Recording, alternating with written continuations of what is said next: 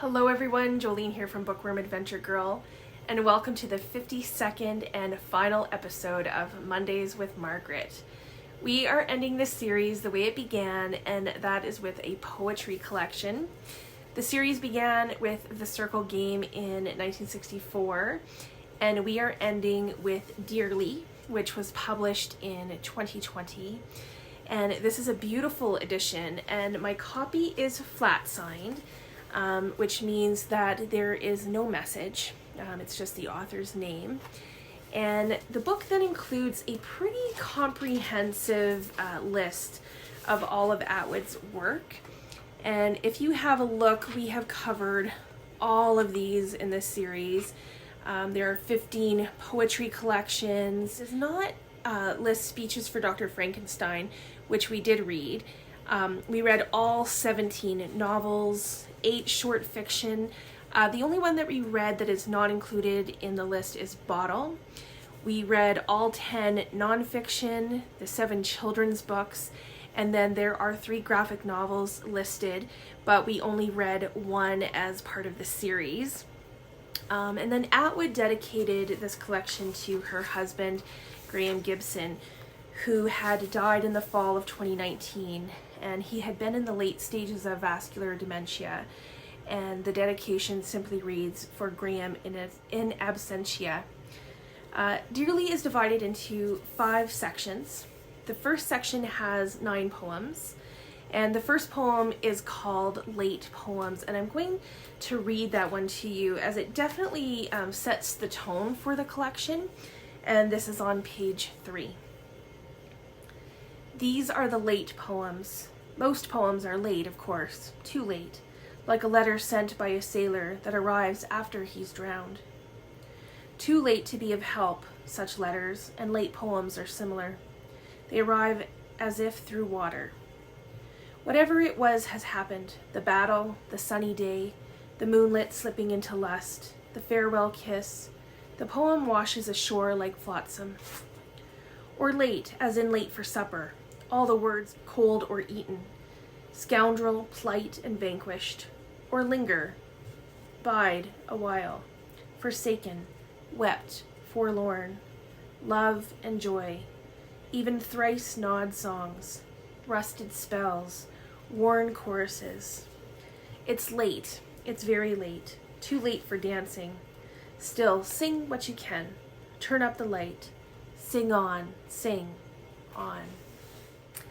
Cats have been subjects of other Atwood poems, and in Ghost Cat, she writes about a cat that has Alzheimer's. And then other themes include the passage of time, memories, aging, and mortality. The second section has 13 poems. In this section, there were a lot of symbols that we are familiar with throughout, other Atwood's writing. But there was blood, human bodies, nature, clothing, and there are themes of sex, infidelity, art, and religion. And this section also includes a collection of 8 poems called Songs for Murdered Sisters. And this collection could generally be about any women who have died at the hands of others, died violent deaths.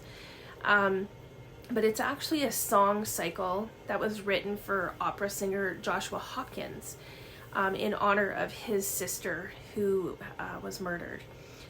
And then the last 2 poems in this section continue this theme. The Dear Ones and Digging Up the Scythians are also about women, like women as warriors, how women fight and how they overcome, and how they sacrifice. There are 10 poems in section 3, and these poems have the fall or autumn season in common. It begins with September mushrooms, and there are poems about pumpkins and werewolves, and this section also has an apocalyptic kind of feel to it. There are themes of destruction, aliens, zombies.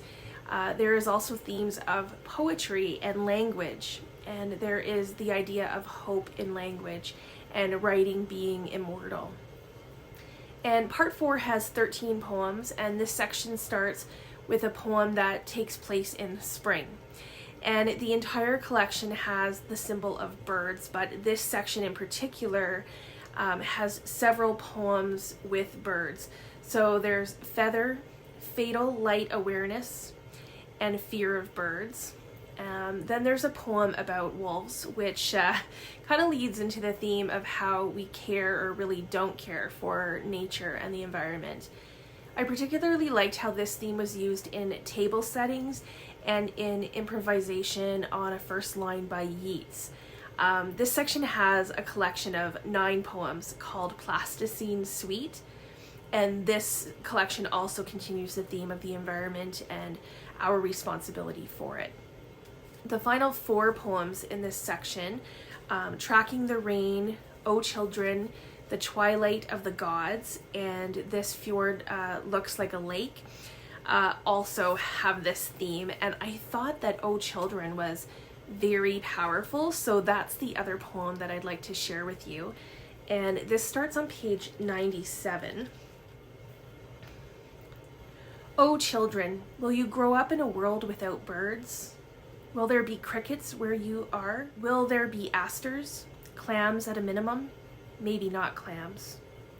We know there will be waves, not much life needed for those. A breeze, a storm, a cyclone. Ripples as well. Stones are consoling. There will be sunsets, as long as there is dust. There will be dust. O children, will you grow up in a world without songs, without pines, without mosses? Will you spend your life in a cave, a sealed cave with an oxygen line, until there's a power failure? Will your eyes blank out like the egg-white eyes of sunless fish? In there, what will you wish for? O children, will you grow up in a world without ice, without mice, without lichens? O children, will you grow up? The final section has 12 poems, and the themes go back to time passing. I'm guessing that the poems Mr. Lionheart, Invisible Man, and some of the others in this that complete the section are inspired by Graham Gibson. They are about forgetting things and facing or anticipating death and sorrow.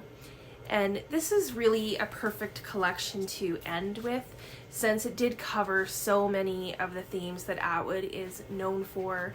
And Atwood began as a poet. So I want to thank everyone who has followed along on this reading adventure with me.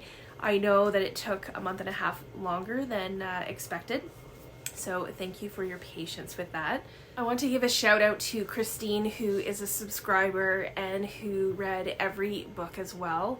So if you read some Atwood books, or if you watched some of the videos, if you commented on the videos, I just want to say thank you so much.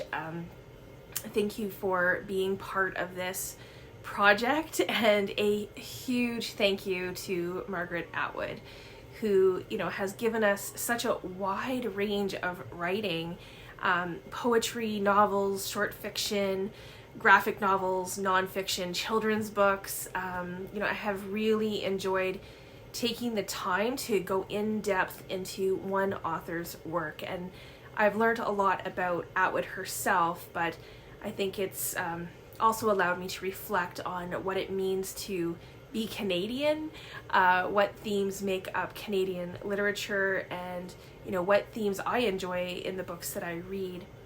So Atwood has also introduced me to many new authors, including Canadian authors, and I look forward to delving into those authors next year in the Margaret Made Me Read It series. So if you're interested in that, please watch those videos next year.